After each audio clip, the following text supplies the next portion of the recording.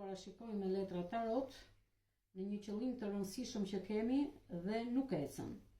Vallë kemi një xhelozi, vallë kemi ndërhyrje të forta, apo ekziston edhe një magji? Mos ekziston syri e përfolura e njerëzve? Atëherë vazhdojmë të lexojmë. Shikohet që na ka rënë një letër nga lart, që është universi, mbrojtja, në qëllimet tona që kemi. Por problemi qëndron që në të kaluarën ka ndodhur me gjithmonë domethënë një situatë që kemi bërë një bllokim, një ftohtësi, dikush ka ndërhyrë në punët tona, në qëllimet tona, duke ndikuar me energji boll negative që mos të ecim përpara dhe të bllokohet çdo gjë e mundshme. Mirë po, në të ardhmen, duke përdorur inteligjencën, logjikën, arrin ta zgjidhim këtë problem?